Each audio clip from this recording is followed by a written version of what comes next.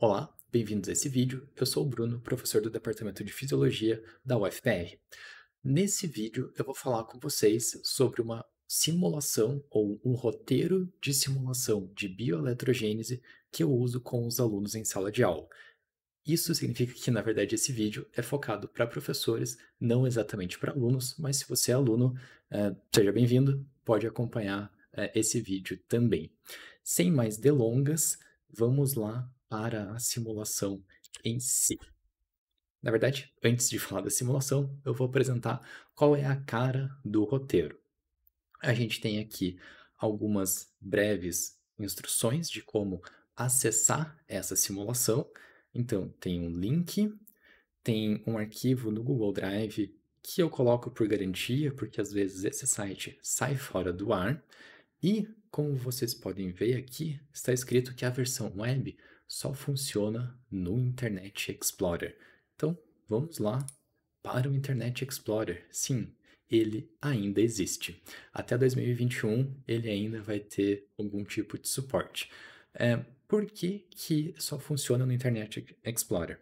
Porque é baseado em Flash. E o Flash está morrendo já faz alguns anos, alguns longos anos que o Flash está morrendo e não morre nunca.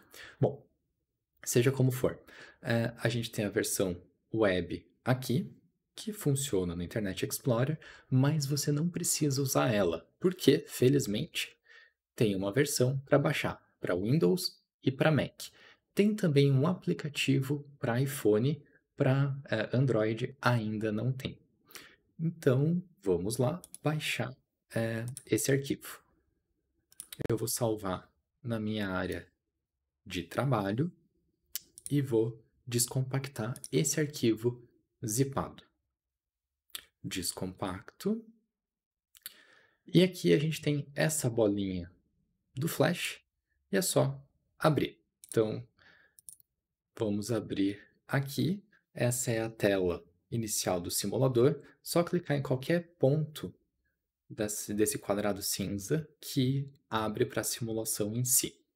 Nessa simulação, a gente tem representações da equação de Nernst e da equação de Goldman.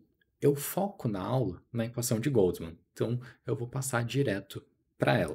Especificamente na equação de Goldman a 37 graus Celsius. Na equação de Goldman, então, vai ser levado em conta tanto as diferenças de concentração extra e intracelulares entre alguns íons e também a sua permeabilidade. Nessa simulação, a gente tem o potássio, o sódio e o cloreto. Tá tudo em inglês, mas os termos são muito parecidos, as letras aqui são as mesmas, o K+, Na+, Cl-. Isso faz com que os alunos tenham uma boa aceitação, mesmo não entendendo muito, quando não entendem muito de inglês. Vamos voltar aqui para o roteiro. Então, no roteiro vão ter algumas coisas, por exemplo, especificando que o I se refere a intracelular, O se refere a extracelular, e também fala sobre a permeabilidade dos íons. Eu peço para que eles selecionem o padrão de axônio de Lula no canto inferior direito e que sempre que eles fizerem uma alteração, que eles troquem novamente do customizado para axônio de Lula novamente. Vamos voltar aqui para a simulação. O que a gente tem de resultado principal? É a linha preta que mostra o potencial de membrana, o E de membrana aqui. Aqui é onde a gente coloca o padrão das concentrações e permeabilidades. Eu sempre peço para colocar como axônio de Lula. Isso faz com que as concentrações fiquem aproximadas com de um axônio de Lula. Quando a gente aumenta, por exemplo, a permeabilidade ao sódio, ocorre uma despolarização, como esperado. Quando a gente aumenta a concentração extracelular de potássio, tem uma despolarização conforme o esperado. E eu peço no primeiro exercício para que os alunos digam o que acontece quando aumenta essa permeabilidade ao sódio, quando aumenta o sódio, o potássio extracelular e algumas alterações. O que é super interessante é quando eu peço para eles alterarem as concentrações de sódio. Então, vamos voltar aqui para um axônio de Lula. Então, o aluno vai lá, mexe com as concentrações de sódio e, por vezes, ele fica muito pasmo, porque nada parece acontecer com o potencial de membrana. Então, esse é um momento muito interessante e é a base do roteiro, na verdade, de poder discutir que para influenciar o potencial de membrana tem que ter permeabilidade para esse íon tem que ter passagem para entrar ou para sair. Essa é a base do roteiro. Isso significa que as outras duas questões vão ser baseadas nesse mesmo princípio. Vamos ver qual que é a questão seguinte. A questão seguinte pede para avaliar qual seria o efeito no potencial de membrana com a adição dos seguintes sais no meio extracelular: o cloreto de potássio e o cloreto de sódio. É até interessante colocar o cloreto de sódio primeiro. Isso vem de alguma experiência de uso dessa simulação com os alunos. Por quê? Vamos explicar. Quando aumenta, quando coloca o NaCl no meio extracelular, então o aluno vai ter que chegar nessa conclusão que ele tem que aumentar tanto o cloreto extracelular quanto o sódio extracelular. Então não está escrito para ele que ele tem que aumentar o Na+ e o Cl- no Ozinho de out, de extracelular. Ele vai ter que chegar a essa conclusão sozinho. Então essa é uma das coisas interessantes também dessa simulação. Vão ter outros casos como esse. Muito bem, foi feito isso e o potencial não mudou. Uma conclusão comum que os alunos chegam é que o Na+ anula o Cl-. Faz muito sentido, você coloca algo que é neutro, evidentemente não vai afetar o potencial de membrana. Porque a tendência é eles imaginarem que existe um acúmulo absoluto de cargas negativas dentro e um acúmulo absoluto de cargas negativas fora. Essa visão de que isso está acontecendo somente ao redor da membrana é um pouco difícil de absorver. Esse é um caso que a gente pode ajudar o aluno a entender um pouco mais sobre isso. Essa noção também de que o sal, você não tem como pegar uma colher de sódio Na+, ele sempre vai estar associado com um ânion. Enfim, depois o aluno tem que colocar cloreto de potássio. Então, ele coloca o NaCl, talvez ele ache que o Na+ está anulando o Cl-. Ele aumenta tanto o potássio quanto o cloreto, e agora tem uma despolarização. Isso faz com que aquela ideia que ele tinha do Na+ anulando Cl- caia por terra, porque continua sendo um mais com um menos. Agora ele vai ter que pensar e vai ter que justificar, e essa é uma das coisas que eu gosto dessa simulação, que pede uma justificativa. Então os alunos têm que quebrar um pouco a cabeça para resolver isso. A base é comparar o seguinte: o cloreto está igual nas duas condições, então a diferença está com o sódio e o potássio. As concentrações intra e extra são invertidas, mas além disso, tem a questão da permeabilidade. Então, como havia mencionado, a permeabilidade é a base desse roteiro, é a base dessa simulação. Então, pela permeabilidade do potássio ser maior, quando você aumenta o potássio extracelular, o efeito é maior no potencial de membrana também. Vamos ver qual é o próximo. O próximo exercício tem a ver com neurotransmissão. Geralmente essa aula eu dou antes de falar sobre neurotransmissão. Então esse é um momento inicial para esse assunto. Isso significa que leva mais tempo para processar e eu coloco também um desenho no quadro para ajudar os alunos. Então o desenho é este daqui. Deixa eu me tirar. Eu coloco uma membrana, eu coloco um canal de potássio, um canal de sódio, eu coloco aqui o receptor GABA-A, o receptor GABA-B e um transportador potássio-cloreto, o KCC2, que faz o acúmulo de cloreto no lado extracelular. Eu mostro a passagem livre aqui com o potássio, eu mostro que é isso que gera o potencial de membrana, essa atração entre as cargas através da membrana. Eu mostro que o sódio, o canal existe, mas numa condição de repouso eles estão fechados.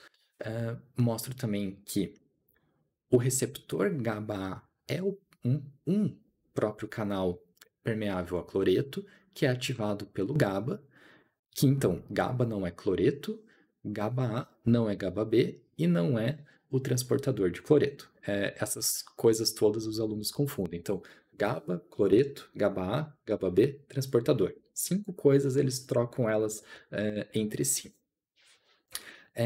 Mostro aqui que o GABA-B atua de um lado, que não é um enfoque dessa aula, fazendo inibição de adenilate ciclase, redução de AMP cíclico, mas o enfoque aqui é a solubilidade beta-gama, fazendo abertura de um excedente de canais de potássio. Tudo bem, só uma coisa aqui. Em aulas presenciais, eu costumo deixar isso desenhado no quadro. Isso ajuda bastante os alunos a entenderem de onde vêm as coisas. E numa aula virtual, numa aula à distância, os alunos fazem essa atividade em casa e no momento síncrono, no momento de correção, eu coloco esse desenho no quadro. Eu faço ele junto com os alunos, na verdade, usando esse sisteminha aqui, um celular, não é uma mesa digitalizadora, é só um celular que eu posso fazer uns rabiscos aqui. Tem um vídeo no canal falando sobre isso. Então, por exemplo, vou fazer uns Ctrl Zs aqui. Faltou colocar aqui, que ajuda o aluno também, que também é o GABA que está se ligando no GABA-B. Vejo que apesar disso, nem sempre a letra sai boa. A gente tem que se acostumar a desenhar olhando para a tela e não para o celular. Bom, enfim, eu coloco isso para o aluno. Vamos voltar para o exercício, para o roteiro, para ver o que ele tem que fazer com tudo isso. Ele vai ter que dizer qual que é o efeito do GABA sobre o potencial de membrana quando ele atua no receptor GABA-A e no receptor GABA-B. Para simular esse efeito, então eu não estou dizendo que ele vai ter que abrir canal de cloreto, ele vai ter que chegar nessa conclusão sozinho. É super interessante que os alunos têm uma tendência a pensar muitos passos à frente, na verdade. Como assim?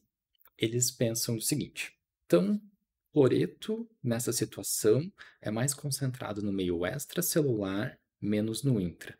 Se vai abrir canal de cloreto, então o cloreto entra e eles tendem a fazer a redução do de dentro, do de fora, e aumentar o de dentro. Eles demoram a entender, ou processar, ou aceitar, talvez, a ideia de que para atingir um equilíbrio elétrico, precisa de pouquíssimos íons atravessando a membrana, que na verdade essa concentração ela não vai mudar de maneira significativa.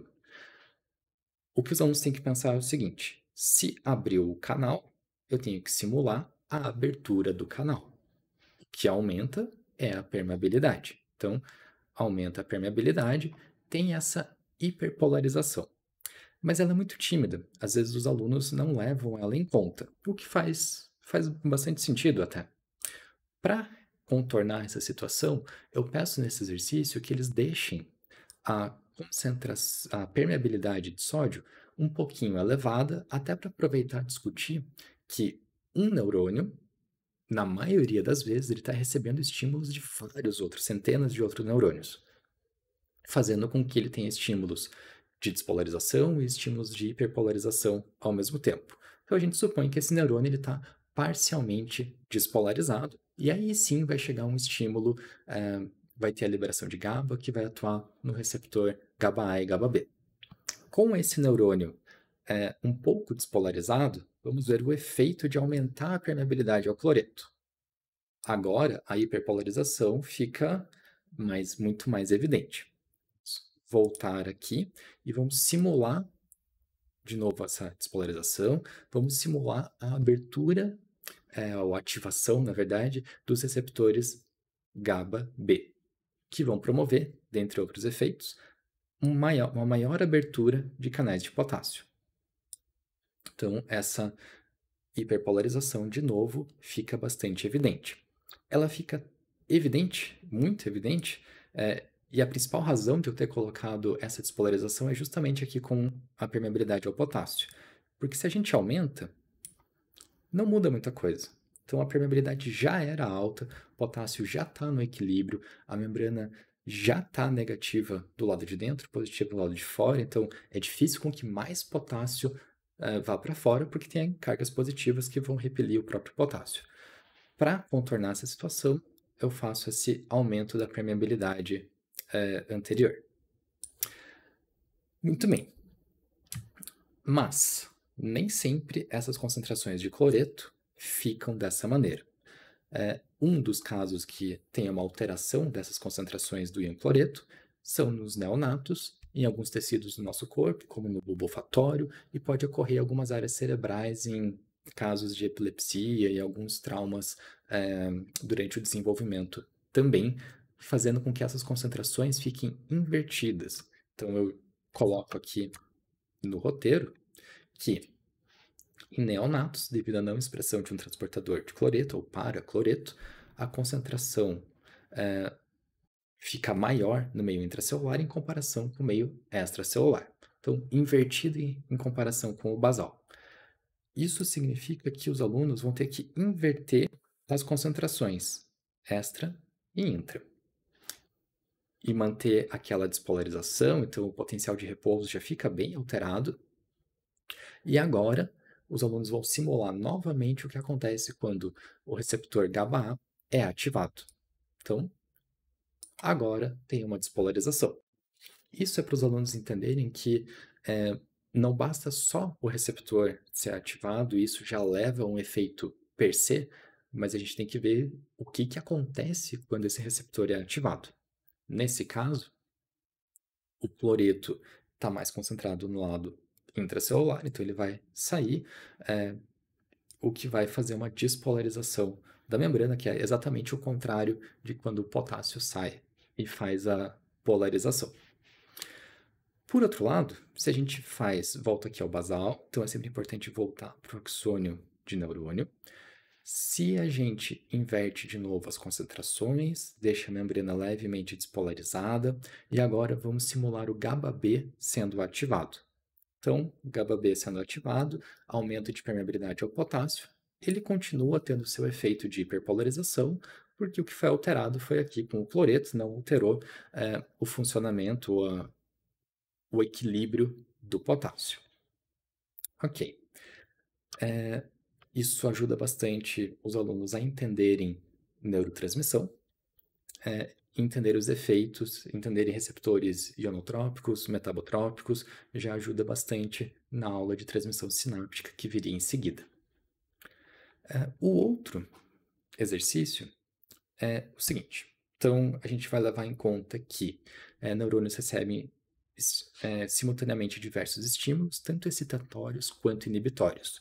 Então, estímulos excitatórios levando à despolarização e estímulos inibitórios levando à hiperpolarização. E eu pergunto, qual a permeabilidade de sódio necessária para chegar o potencial de membrana até zero? Vamos ver aqui. Aliás, permeabilidade, os alunos têm um pouco de dificuldade de entender essa permeabilidade, porque ela não tem um valor exato. O que às vezes eu sugiro é eles pensarem, pensa que isso aqui é a ordem de grandeza de quantos canais estão abertos. Digamos que são 58 canais abertos por uma unidade de área. Então, são canais iônicos que estão abertos para o íon. Então, maior o número, maior número de canais iônicos abertos. Isso ajuda a deixar as coisas um pouco mais concretas para os alunos. Bom, então aqui 58, 59 chega a 0 mV nas condições, a partir das condições basais. Ok, essa é a letra A. Letra B, pergunta, o que ocorre com o potencial quando há um aumento máximo de permeabilidade ao potássio? Já mostrei aqui antes no vídeo que não acontece nada, praticamente nada quando aumenta ao máximo essa permeabilidade ao potássio. Mas, porém, após esse aumento máximo de permeabilidade de potássio, qual é a permeabilidade de sódio necessária para chegar de novo em 0 milivolts. Antes era 59. Vamos ver agora. Vamos pôr em 59 aqui. Passou de 59. Está bem longe do 0 milivolts. Está longe, está longe, está bem longe, está bem longe, até que mais ou menos por aqui chega no 0 milivolts de novo.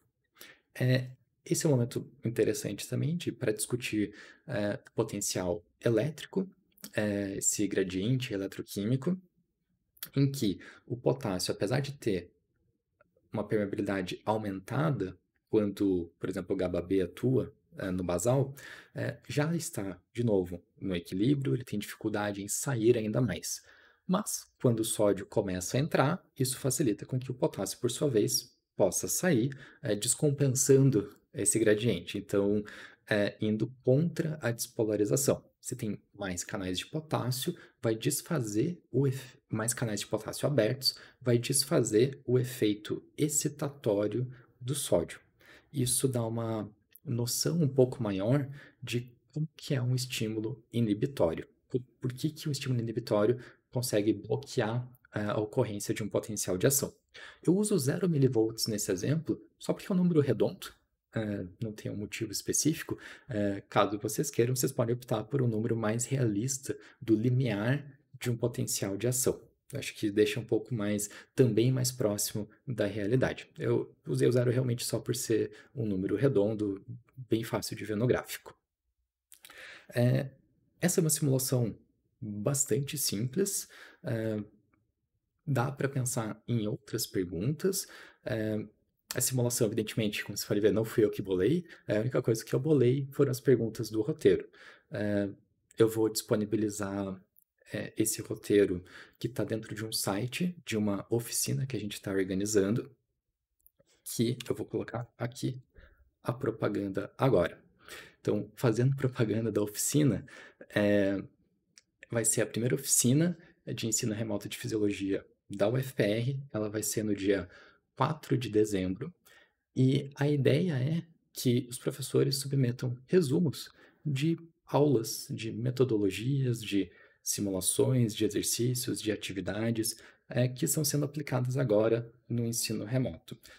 E vejam, essa atividade é uma atividade que eu passei nessa época de pandemia para os alunos fazerem de maneira remota. Eles fizeram, a gente corrigiu no momento síncrono, e eu tenho achado que ela funciona bem, tanto de maneira tradicional, presencial, quanto de maneira à distância. Então, a ideia da oficina é fazer um compartilhamento de metodologias.